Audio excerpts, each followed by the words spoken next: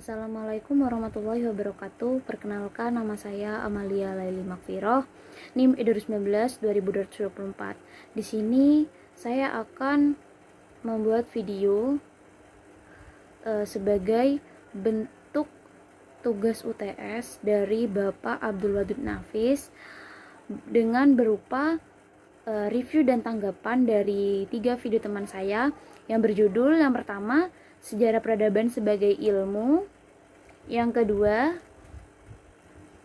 tentang Arab pra-Islam, sistem politik, kemasyarakatan, kepercayaan, dan kebudayaan. Dan yang terakhir yaitu tentang peradaban Islam di Spanyol. Nah, kita akan bahas yang pertama dulu, yakni yakni sejarah peradaban Islam sebagai ilmu, dimana penjelasan teman saya ini sangatlah urut dan lengkap, dimana beliau ini menjelaskan bahwasanya sejarah ini dikatakan sebagai catatan yang berhubungan dengan kejadian-kejadian di masa lampau yang diabadikan dalam laporan tertulis dan dalam ruang lingkup yang luas, sehingga peristiwa masa lampau ini dijadikan pengalaman serta pelajaran untuk masa kini. Nah, sedangkan peristiwa masa kini dijadikan titik tolak kegiatan di masa mendatang. Nah, hal inilah yang menganggap bahwasanya sejarah adalah suatu ilmu tentang manusia, ilmu tentang waktu, sesuatu yang memiliki makna sosial. Nah, ilmu itu tentang sesuatu yang satu-satunya itu terinci dan dapat dikonstruksikan di masa mendatang. Nah, sehingga dapat disimpulkan dalam sejarah berarti catatan-catatan peristiwa di masa lampau yang benar-benar terjadi dan disusun berdasarkan bukti-bukti yang meyakinkan melalui proses penelitian dan pengujian ilmiah. Nah, dari pernyataan di atas dapat dinyatakan bahwasanya tidak semua peristiwa di masa lalu ini dapat dikategorikan sebagai peristiwa sejarah. Nah, adapun peristiwa yang dikategorikan sebagai peristiwa sejarah yaitu harus memiliki kriteria sebagai berikut. Yang pertama, peristiwa yang unik, terus yang kedua, peristiwa perubahan, dan yang ketiga, peristiwa yang kausalistik atau bukan kebetulan. Nah, yang keempat, ada memiliki arti yang penting dalam kehidupan, dan yang terakhir, bersifat subjektif dalam hal penulisan ataupun penafsiran fakta objektif. Nah, menurut Kunto Wijoyo dalam Pengantar Ilmu Sejarah, beliau ini mengatakan bahwa sejarah ini sebagai ilmu terdiri dari 5 hal, yakni empiris, memiliki objek sejarah, mempunyai teori sejarah, mempunyai generalisasi, dan yang terakhir adalah memiliki metode. Nah, apa sih manfaat mempelajari sejarah peradaban Islam? Nah, manfaatnya yakni kita itu dapat memahami petunjuk-petunjuk yang terdapat dalam Al-Quran dan As-Sunnah. Nah, yang kedua, dapat menumbuh kembangkan kebanggaan dalam jiwa setiap individu dari umat Islam sendiri. Seperti itu. Nah, yang kedua, ada Arab pra-Islam, sistem politik, kemasyarakatan, kepercayaan, dan kebudayaan. Dimana jika dilihat dari silsilah keturunan dan cikal bakalnya, para sejarawan ini membagi kaum bangsa Arab menjadi 3 bagian, yakni Arab Ba'idah, Arab Aribah, dan Arab Musta'ribah. Nah, yang dijelaskan pertama yakni bagaimana sih kondisi politik pada kemasyarakatan bangsa Arab pra-Islam pada saat itu. Nah, kondisi politiknya ini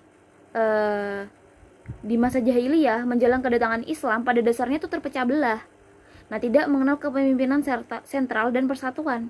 Nah, mereka ini tidak mempunyai pemerintahan yang ideal dan tidak mengindahkan nilai-nilai moral, sehingga kepemimpinan politik di sana itu didasarkan pada kabilah-kabilah atau yang disebut dengan suku-suku. Seperti itu. Nah, yang kedua, bagaimana sih kondisi kemasyarakatannya? Nah, kondisi kemasyarakatannya ini mereka ini menggunakan bahasa yang murni dan terpelihara dari bahasa yang disebabkan oleh percampuran dengan bangsa-bangsa lain, seperti yang terjadi pada bahasa penduduk negeri. Nah, masyarakat Arab ini terbagi menjadi 2 kelompok besar, yakni penduduk kota atau Hadori dan penduduk gurun atau disebut dengan Badui. Nah, penduduk kota ini bertempat tinggal tetap. Mereka ini telah mengenal tata cara mengelola tanah pertanian dan telah mengenal tata cara perdagangan. Nah, bahkan ini sampai mereka ini paham betul perdagangan mereka itu telah sampai ke luar negeri. Nah, hal ini tuh menunjukkan bahwasanya mereka itu telah memiliki peradaban yang cukup tinggi.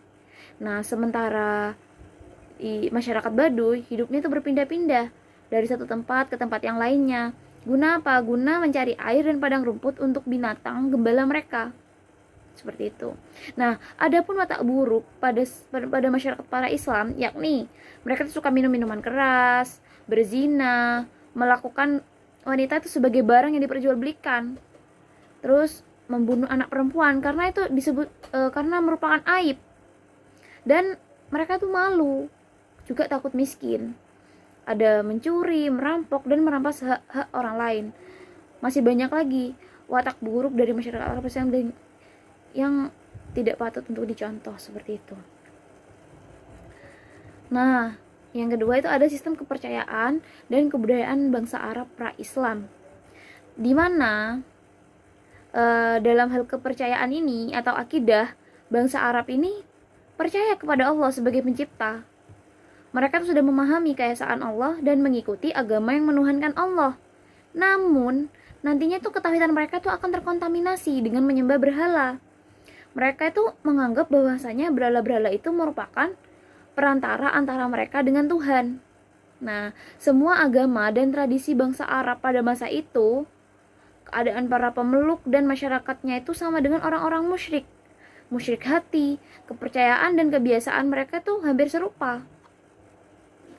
Nah, negara Arab ini adalah tempat pertama kalinya Islam itu disyiarkan oleh Nabi Muhammad SAW.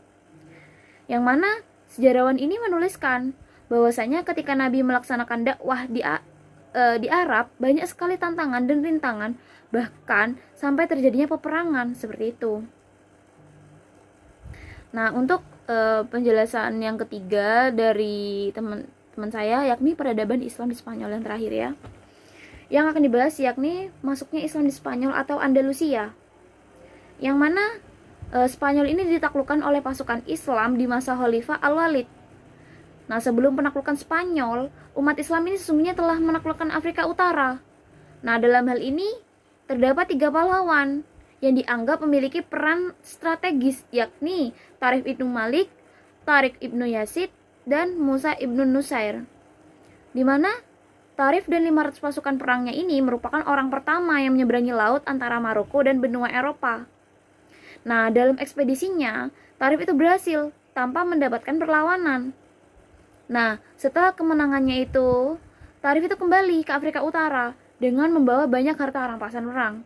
Karena keberhasilan Tarif, maka Musa ibnu Nusair pada tahun 711 Masehi juga mengirim pasukan ke Spanyol sebanyak 7.000 orang kali ini, yang dipimpin oleh Tariq bin Ziyad. Nah, kemudian Tarif ini kembali ke Afrika dan mendapatkan kemenangan serta membawa harta rampasan perang yang tidak sedikit jumlahnya. Nah, Tariq ibnu Ziyad ini yang kemudian dikenal sebagai orang yang menaklukkan Spanyol.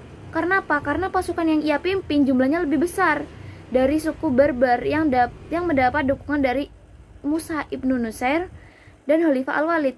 Nah, kemenangan demi kemenangan yang dicapai oleh umat Islam tampak begitu mudah, yang disebabkan oleh 2 faktor, yakni faktor internal dan faktor eksternal. Nah, yang berkaitan dengan faktor eksternal yakni adalah keadaan sosial, politik, dan ekonomi yang pada saat itu tuh Spanyol tuh sedang terpuruk. Nah, sedangkan yang menjadi faktor internal adalah berasal dari dalam tubuh penguasa Islam ketika itu. Nah, para pemimpin yang kuat, tentaranya kompak, bersatu, dan penuh percaya diri, mereka tuh sangat berani menghadapi setiap persoalan. Nah, yang paling terpenting adalah wajah Islam itu yang ditunjukkan kepada masyarakat Spanyol itu sangatlah toleransi dan penuh dengan persaudaraan, seperti itu. Nah, yang kedua itu bagaimana sih perkembangan Islam di Spanyol atau Andalusia? Nah, Islam ini telah berkuasa selama 7,5 abad di Spanyol. Nah, sepanjang Islam di Spanyol terbagi menjadi 6 periode, yakni periode pertama.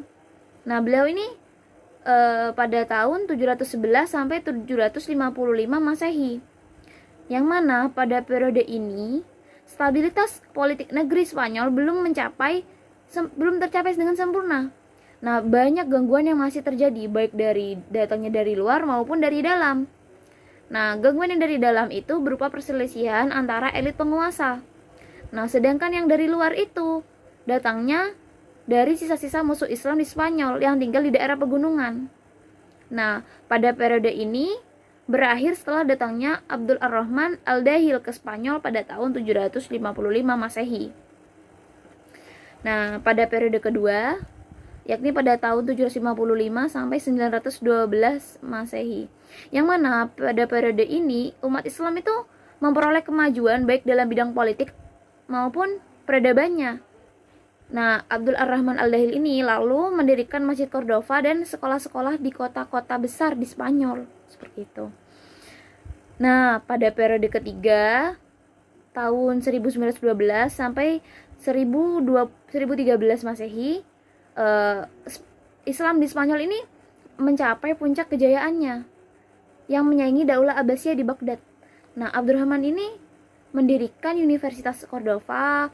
Perpustakaannya itu memiliki ratusan buku. Nah, pada masa ini, masyarakat itu menikmati kesejahteraan dan kemakmuran yang tinggi. Nah, pada periode keempat, pada tahun 1013 sampai 1086 Masehi, Spanyol ini sudah terpecah belah menjadi beberapa negara kecil yang berpusat di kota-kota tertentu, seperti itu. Nah, pada periode kelima, tahun 1086 sampai 1248 Masehi, Spanyol ini meskipun terpecah belah dari beberapa negara, tetapi terdapat satu kekuatan yang dominan. Nah, pada periode ini kekuasaan Islam di Spanyol ini dipimpin oleh penguasa-penguasa yang lemah, sehingga mengakibatkan beberapa wilayah Islam dapat dikuasai oleh kaum Kristen. Nah, yang ini ada periode terakhir, yakni periode ke-6 pada tahun 1248 sampai 1492 Masehi.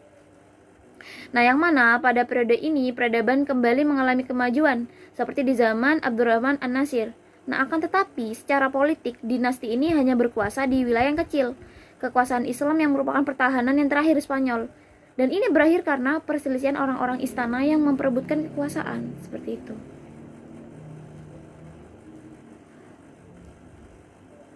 Nah, yang ketiga ada kemajuan peradaban Islam di Spanyol. Yang jika ditinjau dari dinamika politiknya, pada periode ini tuh umat Islam di Spanyol itu kembali memasuki pertikaian intern. Yang ironisnya, kalau terjadi peperangan saudara, ada pihak-pihak yang bertikai itu yang meminta bantuan kepada raja-raja Kristen. Nah, melihat kelemahan dan kekacauan yang menimpa keadaan politik Islam itu, nah pertama kalinya orang-orang Kristen ini pada periode ini tuh mulai mengambil inisiatif penyerangan. Nah, meskipun kehidupan politiknya itu tidak stabil, namun kehidupan intelektual itu terus berkembang pada periode ini. Istana-istana itu mendorong para sarjana dan sastrawan untuk mendapatkan perlindungan dari satu istana ke istana lain. Nah, hal ini tuh dapat dipahami bahwasanya ketidakharmonisan umat Islam di Sevilla itu karena apa? Karena terlalu mengedepankan perbedaan etnik dan golongan masing-masing. Sehingga perpecahan politik ini di kalangan umat Islam menimbulkan hasrat orang-orang Nasrani untuk memperebutkan kembali daerah Sevilla. Yang ini diwujudkan dengan berbagai serangan dari pihak Nasrani kepada pihak Islam. Tentu saja, hal ini tuh sangat mempengaruhi kondisi di Andalusia, yang akhirnya Andalusia ini kembali ke kebiasaan lama dan terpecah-pecah, dan dalam bentuk yang lebih besar lagi, sehingga raja-raja Andalusia ini sama dengan jumlah kota-kotanya, seperti itu. Nah, jika ditinjau dari dinamika intelektualnya, semua komunitas kecuali Kristen yang mempunyai andil dalam melahirkan kaum intelektual Andalusia yang menghasilkan kemajuan di bidang ilmu pengetahuan, sastra, dan pembangunan fisik di Spanyol. Nah, yang terakhir yakni kemunduran dan kehancuran kekuasaan Islam di Spanyol atau Andalusia. Yang mana kemunduran Islam di Andalusia ini bersamaan dengan melemahnya dinasti Umayyah karena perselisihan internal antara berbagai faksi di dalamnya.